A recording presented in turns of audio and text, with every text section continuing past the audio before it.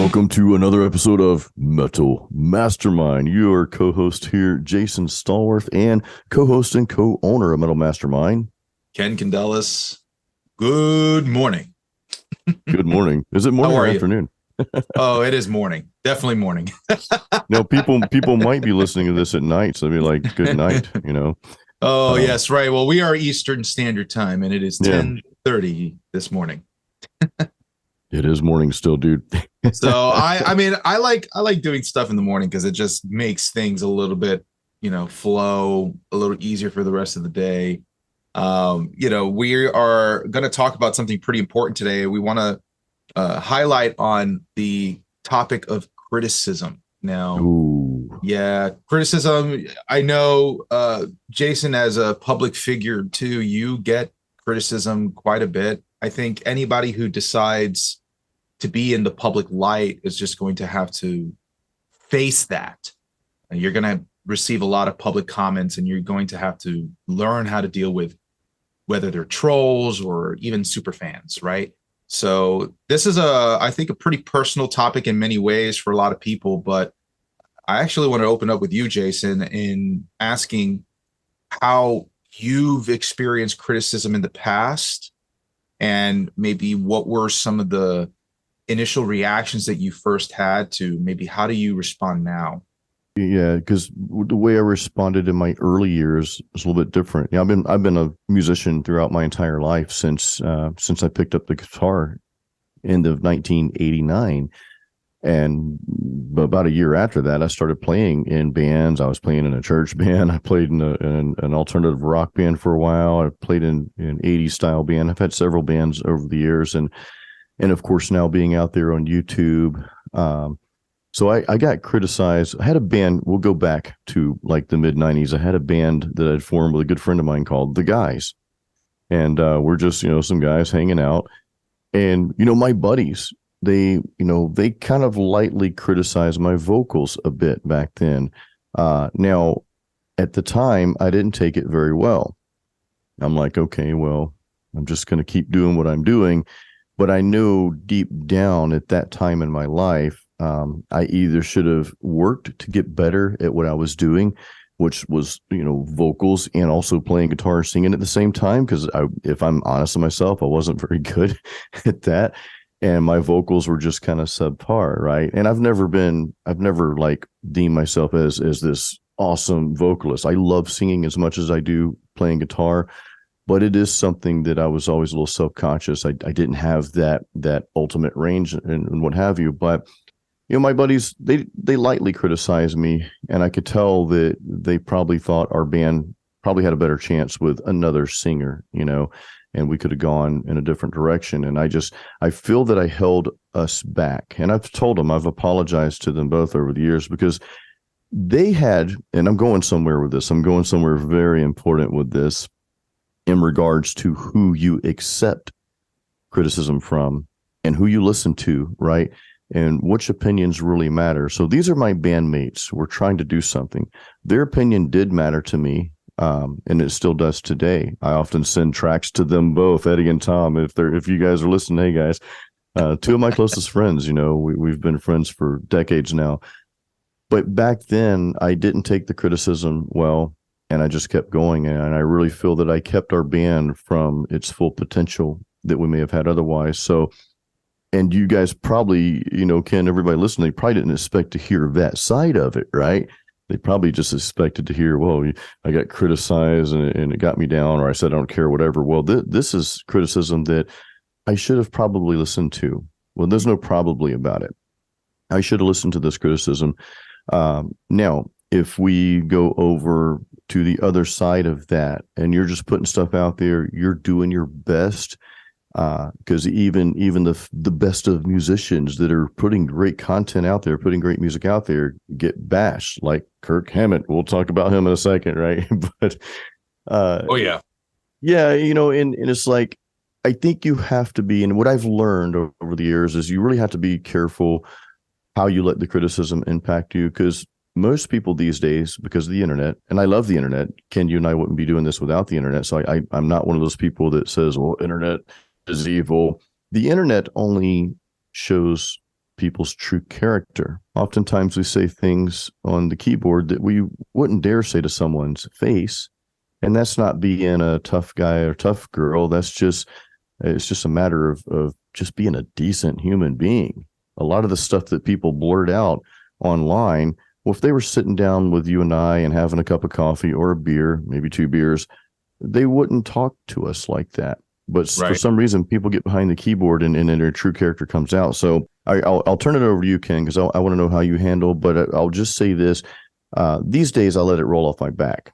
I used to let it bother me, whether it was criticism I needed to hear or whether it was just criticism that was meaningless, because 90% of the criticism, maybe even 98% of it, is useless. It adds no value. It's someone's opinion, and oftentimes that opinion is what that person thinks of themselves.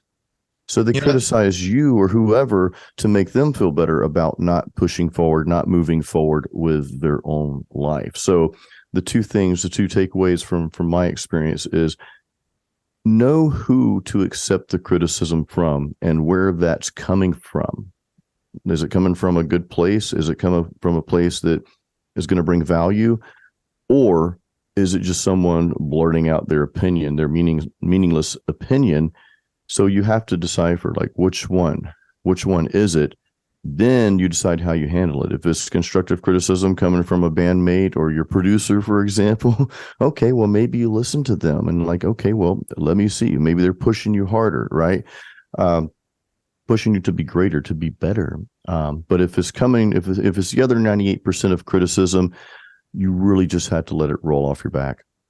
Yeah. And I want to talk about that side of things where people online, when they criticize, a lot of the time, because there is a barrier between people when you're speaking online, which is obviously the internet. So you are behind a screen, and it's like, honestly, any thought that comes to your head can be exerted onto the screen and you can say whatever you want. It's allowed people. And I love this quote. It came actually from a movie called The Glass Onion with I think it's Daniel Craig. And he says, there's a difference between speaking the truth and speaking without thought. And I love that because it's a very, very unique way to just give a perspective on how do people say information. And when you're looking online, many times what people say isn't necessarily true.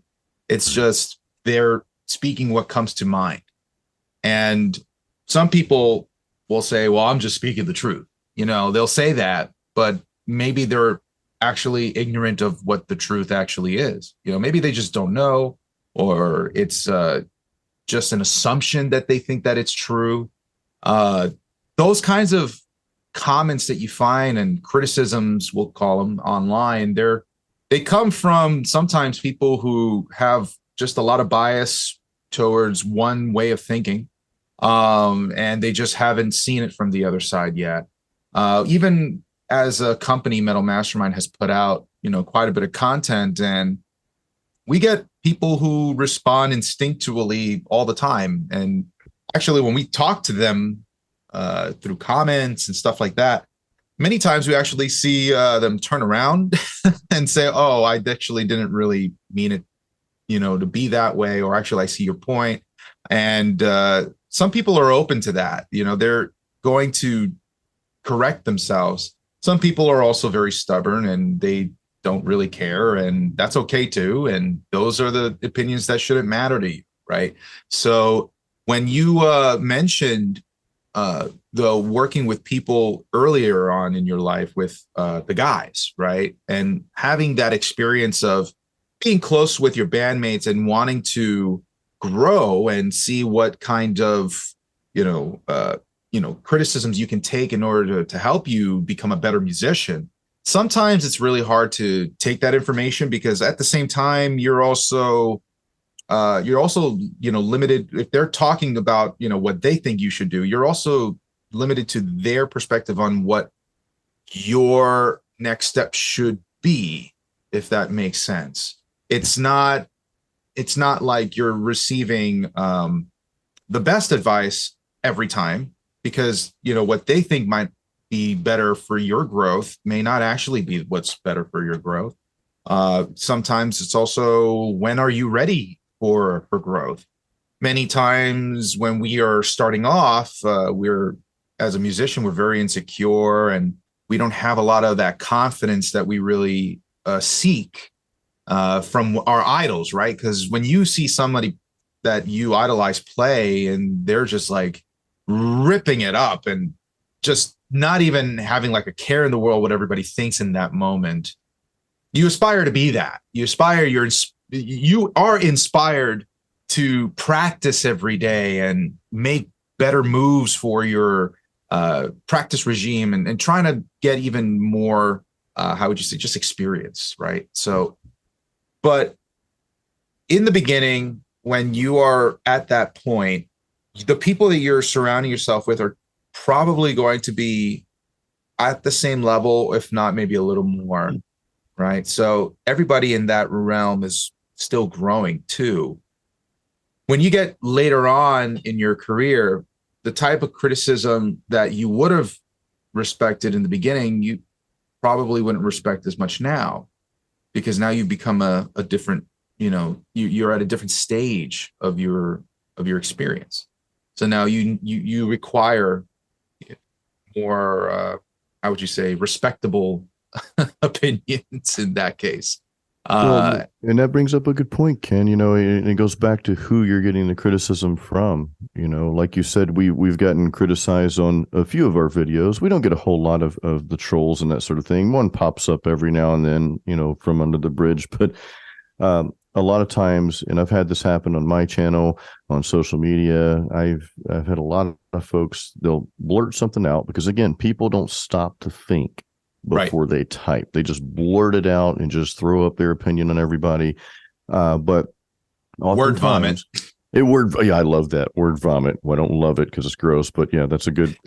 A lot of times, Ken, you and I are the type of people, because you and I are pretty much the same in so many ways, and we're the type of people that we don't bite back, but we'll generally answer with kind of a softer response, and usually encourage folks. Sometimes I'll acknowledge that, hey, it sounds like you're having a bad day, or maybe I'll even explain myself. And I don't always believe in over explaining yourself to everyone, because that just gets, sometimes that's just useless. But I think you can sometimes tell. And like you said before, those people will oftentimes turn around and like, look, I've even had people say, look, man, I was just having a bad day. I didn't mean that.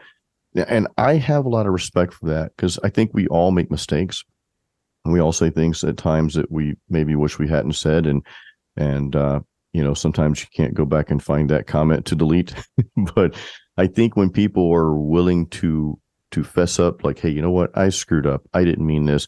I gain some respect for that person when that happens. But you do have to be careful who you take the criticism from and how you let it impact you, Yeah, 100%.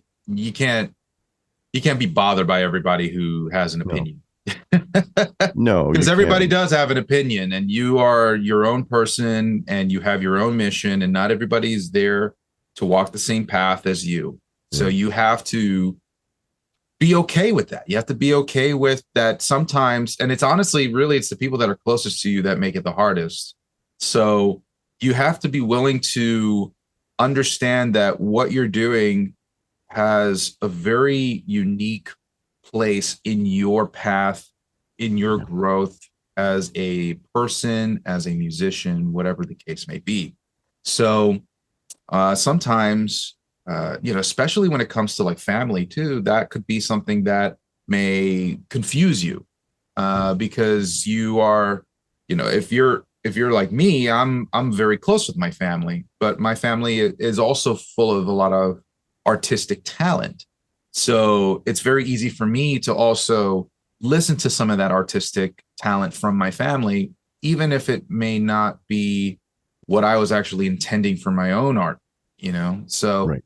every artist has their own view of what art is. So it's gotta be a little bit of a checks and balances with your, you know, your perspective and your system and your arts and everything that involves that. So yeah, I totally agree. And you have to be open enough to welcome what people perceive your art to be, but you also have to have the tough skin, right? So, you know, tough skin, but spongy mind, right? They say.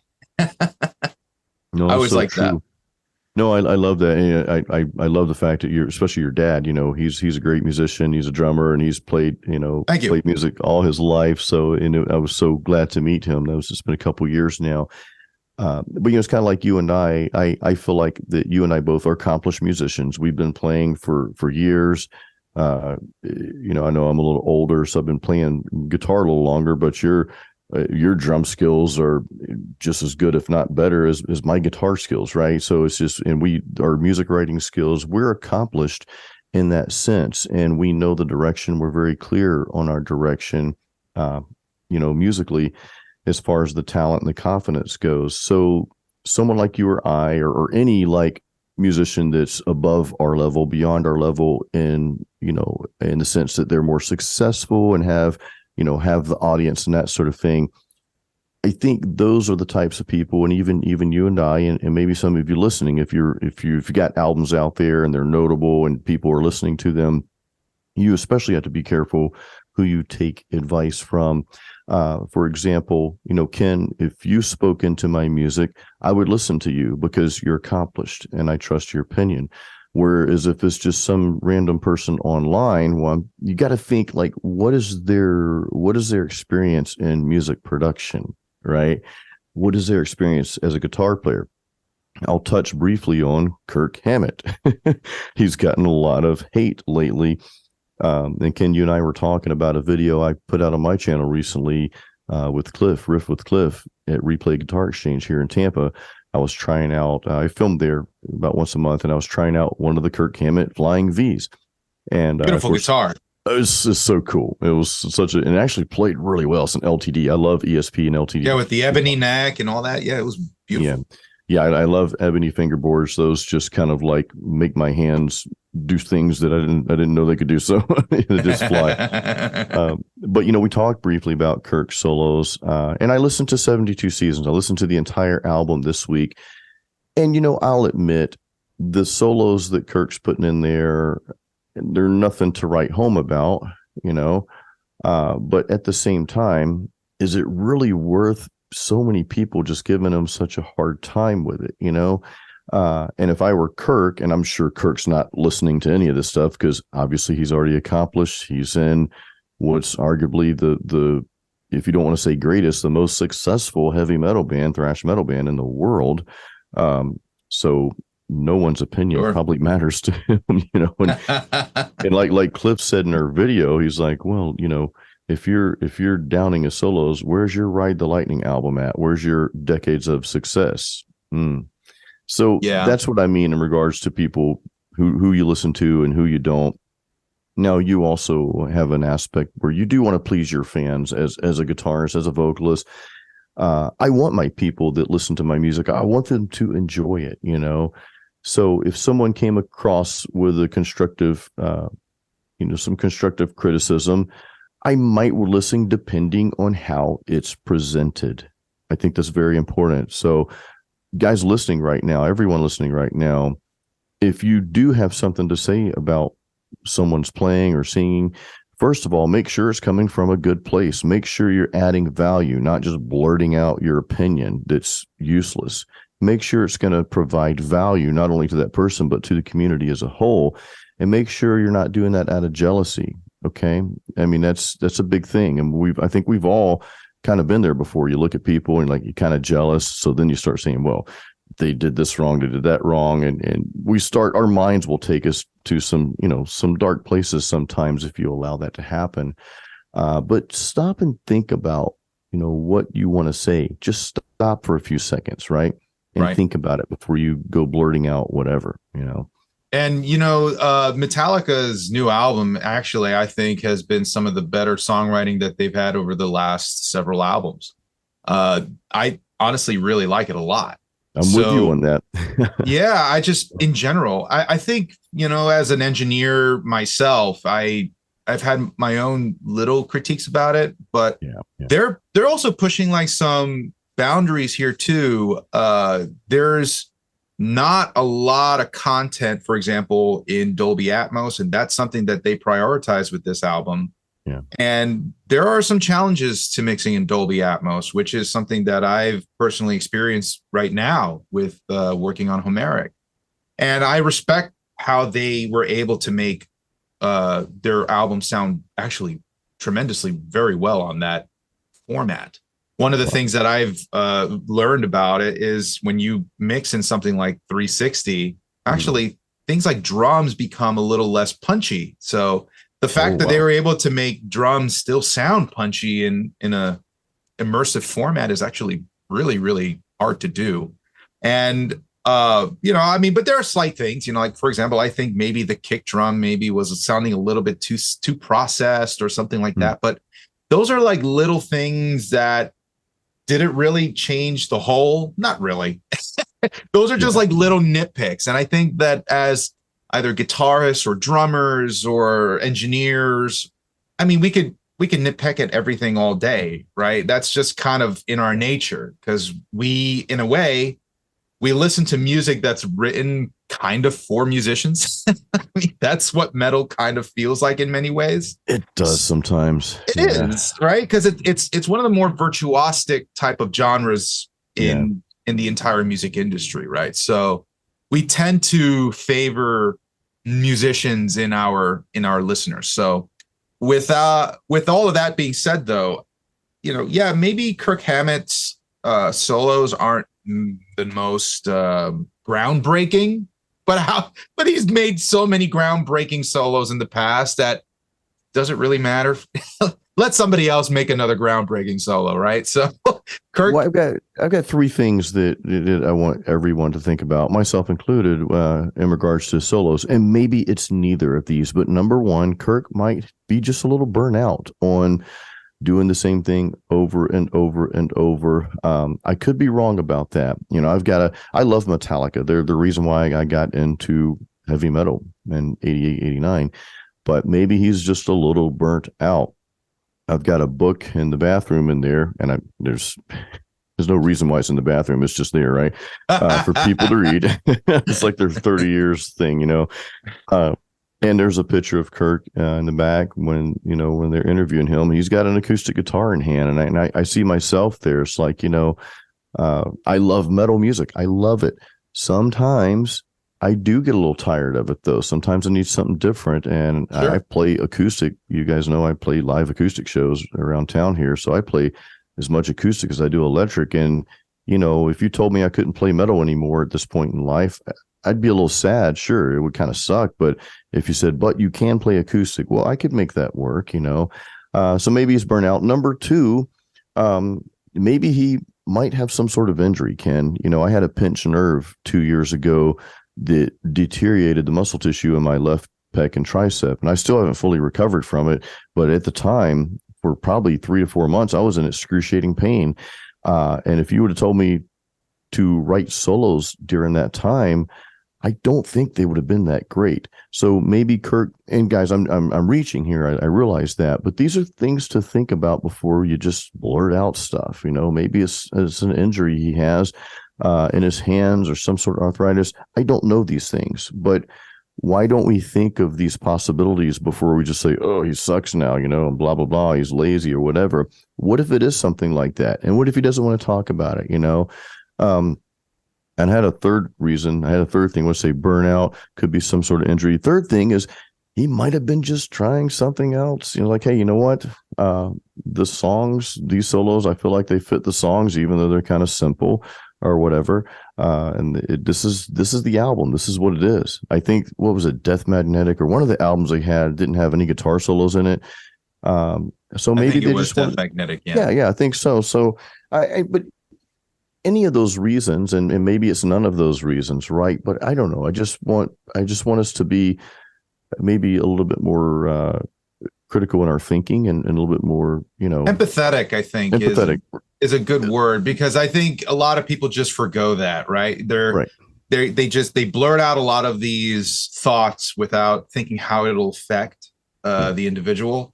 I think it's important. I've learned that as an instructor too, right? To learn empathy with my students. And there's some times where it's better to be hard. There's sometimes where it's better to be soft. And that was just something I've learned through teaching. And when you give critique, especially if it's somebody who's learning from you, it's important on how you phrase it. It's very important, because you have to, your goal as an instructor is to, one, communicate. Yeah. That is the most important part. So how you communicate is equally as important as what you're trying to communicate. And when you tell somebody that they need to work on something, rather than saying, this is something that actually I've learned quite a bit from just being in production.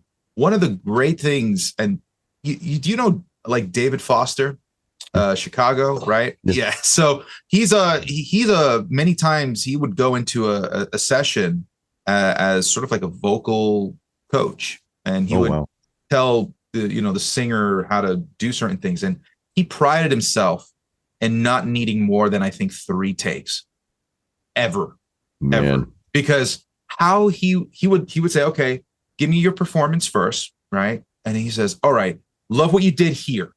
This is fantastic. Now let's do that with this section over here, and then just add a breath here so that you can have a bigger, sort of approach to this line or whatever, right? And he would just be very, very sort of methodical but in a way that churned the best out of the performer, right? It's like, okay, yes, we know that this person maybe was flat over here, but he's not like harping on that being the flat part, right? You can't, like that doesn't help. Okay, yes, okay, but what did they do right that you can bring forward in order to improve on what it is that they didn't do right? So always highlight it, because in the studio, right, we can't just bash people, right? If you start bashing people, then you start getting lackluster performance because the ego is hurt and all this kind of stuff, right? So if you're in the recording game, it's all psychological. You gotta learn how to deal with people's emotions in the moment, and that comes with kind of just experience, right? So in the beginning, you might make that mistake, but then over time, you start, kind of getting that sensibility of what this person may want to hear in order to encourage them, say the right thing to make them do the right or the better performance that you're requesting for. So it's like these kinds of things that I'm talking about, that it's always the approach, right? How many times have you ever been in an argument and it wasn't actually really what it was about, but it was how the person said what they said that got you really angry, right? That's a very common thing with everybody, because sometimes, we just got no filter and we forget that words do hurt. And we have to be more aware. We have to think about what we say more often, and we have to just be a little bit more empathetic. Sometimes I know it might be a little harder for some folks to know what it feels like on the other side, but we have to try. And we have to at least let the other person know where we're coming from before we just immediately start bashing on what we don't think is right. And that's wisdom. That's wisdom, Ken. You displayed wisdom right there. If you've got empathy plus wisdom, you're a very powerful person, and you can make magic happen. You combine those two together, and I love what you're saying, is because I was talking to Ed Aborn, the drummer for the metal band Siren here in Tampa, and Doug Lee, the singer. I'm good friends with both of them, and Doug's a phenomenal vocalist. But he was telling me about how Ed kind of coached him through that process, just like you were talking about David Foster.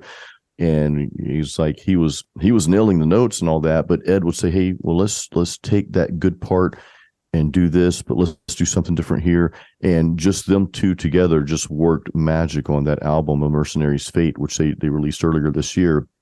So it takes, it takes both sides. It takes being able to not only take the criticism, but take the advice coming from a person that wants to add value and that cares about the big picture. And you have to remember, like, what is our goal here? We're in the studio, right? What is our goal? Our goal is to create a great album. Are you going to create a great album or a great vocal line and performance by bashing that person? Probably not. If you're doing that, because I know some people say, well, that's just how I am. I'm straightforward. Well, get over yourself. Well, right? Same thing with that quote, right? Yeah. Difference between speaking the truth and speaking without thought. Right. You gotta think about what you're gonna say, and it could be the truth. Yeah. But say it with thought, Continue. Yeah. I'm sorry, didn't mean to interrupt. No. I mean, you're right though. And you say it with thought, like you said. Think about, Ken, you and I were talking. We've been talking about meditation, our experiences and that sort of thing. And now sharing one of the affirmations that comes across my mind is that I am conscious of, and I will continue to be conscious of, every moment, thought, and action. Because if I am conscious of every single moment, every thought, every action, then I believe we can work wonders in our life, and not only in our own life, but also in the life of others. I believe, and this is why we started Metal Mastermind, I believe we are created to give value, to create other awesome things, right? And to give value. And is your opinion, is it giving value? Is it providing value to the community? If you jump on social media and say, oh, this person's Kirk solos or whatever, they're lazy and sloppy and blah, blah, blah. How does that opinion add value to that community? How does it add value? And to me, if it doesn't add value, well, I'd rather just keep my mouth shut about it, and spend that energy on something good, right? And if you don't like something, hey, you don't have to listen to it, right? And I'm not saying there shouldn't be constructive criticism, but that's what we're talking about. We're talking about just blabbing out your opinion versus giving criticism that's, you're going to add value somewhere. You're going to help, right? Mm-hmm. And just blabbing off on somebody's guitar solos because you don't think they're great enough, that doesn't add any value, in my opinion. Yeah. And I will say that my experience when I was in the middle of working on this album, at a certain point, and I may have mentioned this on the podcast another day before, but I guess I'll go a little bit more depth into it. I have a good friend of mine. His name is Bill Ahern. He's a guitar tech for Symphony X, and he's worked with Symphony X for many, many years. But I met Bill on tour, and Bill, he kind of opened the door and introduced me to Michael Romeo, who's been a big influence in my life ever since I was in high school. He's amazing too, man. Very, he rightfully is. He's one of the guitar gods of metal, so to speak, right? And I remember meeting Mike and having a conversation with him about my music. He was very, very open to listening, and actually, he was very, in a way, he said to me, I remember him saying this. He said, okay, do you want me to tell you what I really think? Or do you want to just hear what you want to hear? And I said, what? Dude. Because Mike is a very cool dude, but Mike doesn't take no bullshit. So he just told me that. And I was like, no, Mike, actually, I would love to hear what you really think. Because, in the back of my mind, I'm thinking, I know the kind of work you do. Your work speaks for itself. So there is no better person in the realm of symphonic metal that I could ask, how should my music grow from here? Right. So, and from his opinion, because of course it's an opinion, and Mike is very experienced in how he makes Symphony X the way it is, and he's honestly like pretty much 90% of most of what Symphony X does. Wow. So, he doesn't mix it. But he does do all the production. And when he was telling me about, some of the things that I had going on in my album, like the drums, for example, I was telling him, I said, he says the drums performance sounds great. But there's something lackluster. And he says, and he even told me, would you consider even somebody mixing it for you? And I'm like, here, You're like, dude, I'm an audio engineer. I'm an audio engineer. Oh, damn it. Yeah. Right. So I have this moment where I'm like, okay, I just got to like swallow the pride and just take it, because he's telling me something that I need to hear. Right. Right. And I said, well, I said, and probably this came from a point of insecurity where I said, well, I think my intention was to make the drums sound more organic. And he says, well, they do sound organic. He said after that, you can make something organic, but then it won't be epic. Gotcha. And I was like, oh my God, light bulb. And I said, okay, no duh, because if I'm going to create something like cinematic metal, which anything honestly cinematic is not really that organic. It's got to be big, right? It's hyped. It's bigger, larger than life. It's epic, right? So it's like, yeah, that was the wrong production route to go organic on the drums. And that, honestly, all of that made me redo the entire orchestration of the entire album. And I did, and it took me an entire year to reorchestrate everything with new samples and everything, because I knew in the back of my mind, I knew it wasn't where it needed to be yet already. I knew that what I had already written was just a sort of like compositional layer, but it wasn't like a truly flushed out, orchestral piece. So I needed to really go back and redo those things and get into the nitty gritty of all the articulations and make sure they were right and they were correct and they expressed everything I really wanted it to be. But it took for me to talk to someone like Michael Romeo who enjoyed what I was working on. And he said, the elements are there. He just says, now this is what you need to do to sort of bring it out of, take it to make it come to life. And that's a great example of being open to criticism. Even knowing that at the time, like, I am an audio engineer, but I didn't let that get the best of me. Yeah. Because I understood that what I was supposed to be receiving from this person who, I could, you meet somebody like a Michael Romeo. I mean, you might only meet him once in your life, So I took that moment as an opportunity to say, okay, someone who's very experienced in what I'm trying to do is giving me something of value. What am I going to do with that information? Am I going to just, bitch and moan about it? Or am I going to really take it upon myself to do better? And that was the best decision I ever made for Homeric. It truly elevated everything that I'm doing. And I keep talking about Homeric. I can't wait for you all to hear it. Oh, I can't wait either, because I'm on the guitars, by the way. So, yeah. But I mean, just as a perspective, I mean, this is an album that's been worked on for like 8 years more. And it's become a world of its own. And actually, I was just telling Jason, I just started, finishing parts of the audiobook, because there's an entire novel that goes with my album. That's gonna be so killer, man. Yeah, man. And then this is just one of those things where, sometimes things just need to run its course, and you have to just be open to the change, even if it's hard. But that's okay, Ken, because the two things here. So first of all, the source of where this critique is coming from, the source is Michael Romeo, a very trusted source, someone who knows what he's doing and talking about. He has the experience. The second thing to layer with that is his intent for your music. He truly wanted your music to have that pop, to have that punch, and to give value. So those are very important things when we're talking about criticism.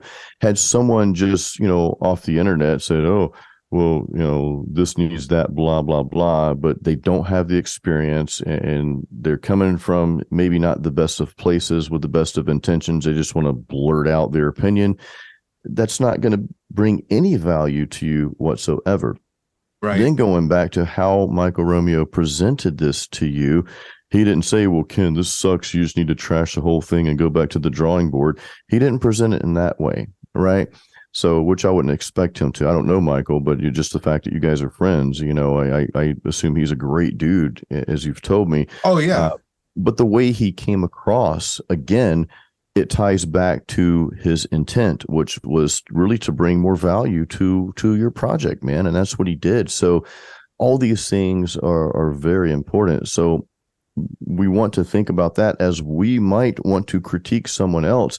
I need to think about, right, before I try to critique someone's guitar playing. Well, first of all, who am I to give the advice on this person's art, right, on this person's project? And what is my true intent, right? Am I just jealous because they put something out and I didn't, right? And I'm pretending I'm whoever, right? But or is my intent to really help this person? Is it like, okay, well, I know this person. If I just maybe give them this piece of advice that might take that solo or that part to the next level and see how they take it. Look, I love what you're doing. It's cool, but have you considered this? That's the approach I would take, as opposed to, like the 98% of the trolls out there. Well, it's sloppy, this sucks, and yada, yada, yada. That adds no value, right? So again, Right. if it doesn't add value, I have to test myself. Is what I'm about to say, does it add value?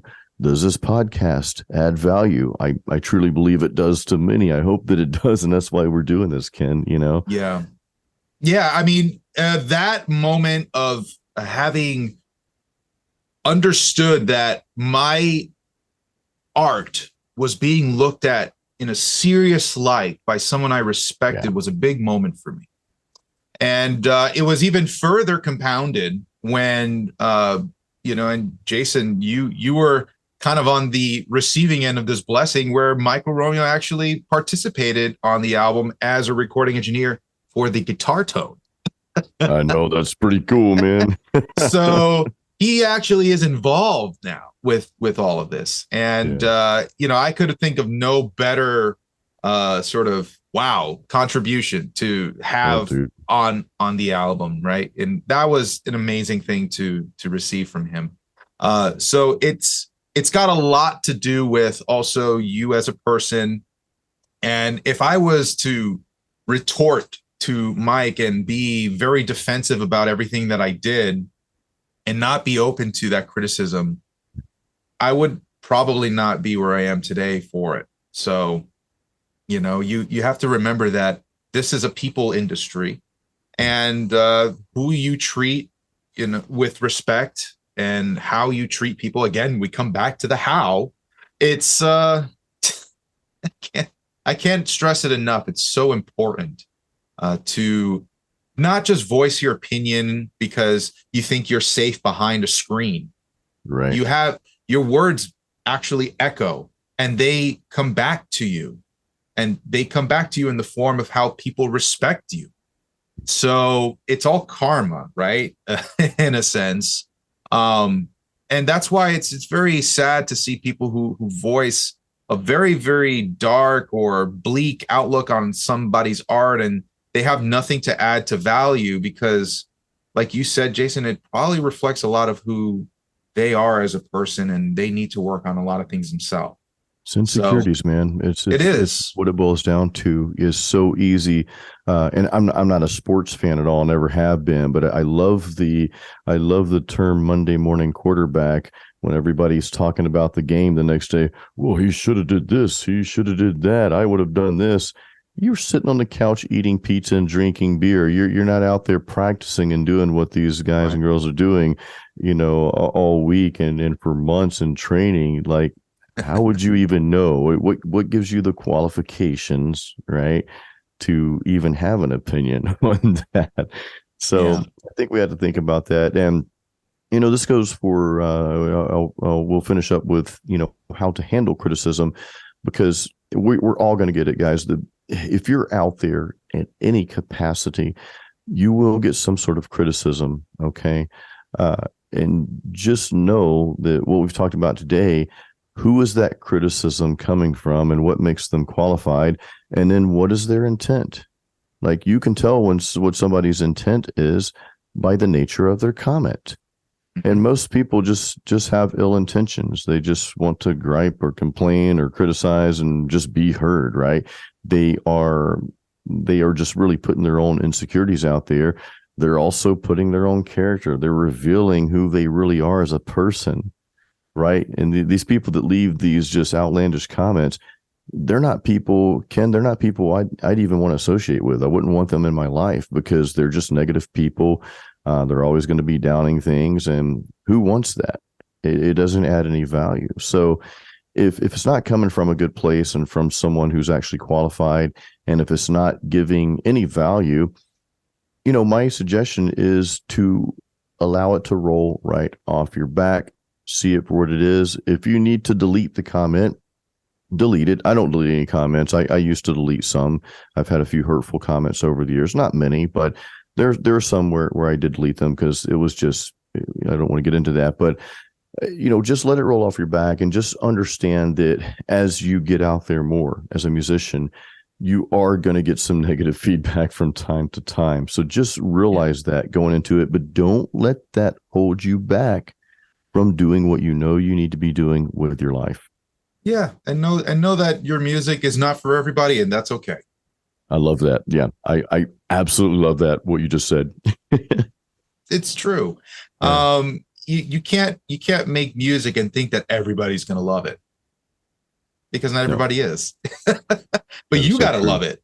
You got to love it. You got to be like, this is the coolest music I've ever heard in my life. Yeah. And that's what I think music should sound like, and go for that. That's what's in your mind. And some people will resonate with that and some won't. And for those who won't, why do they matter? It's okay, right? I love it. It's okay. There you go. Yeah. So yeah, and with that, I mean, just take time to reflect on who you are as a person and what your values are, and know that everything's going to be okay in the end. Yeah. It's just words, right? Yes, words can hurt, but they are just words, which means you can control how you respond to that. That's very powerful. Like, you control how you respond. You control how you react. Mm-hmm. That's so powerful, guys. Well, guys, thank you so much for hanging out with Ken and I on the Metal Mastermind podcast. We love doing these sessions. And I hope this added some value to your life and your journey as a musician. Head over to metalmastermind.com. Guys, we have all kinds of courses for musician. I want to highlight our songwriting course, Metal Songwriters Forge. This is a course Ken and I have put together. We've actually got an upgrade coming to that course here pretty soon. So grab it now. You'll get the upgrade at no additional charge when that's available. But that course, just want to preface on what we've talked about. We're not showing you how you should write a song or how to write a song. What we're doing is just giving you some structure and some ideas to boost your creativity in every aspect of songwriting. So check that out, Metal Songwriters Forge, and all those courses that we have, guitar courses. We've got a bass course coming out on metalmastermind.com. Guys, thank you so much once again for listening. As always, create your own sound.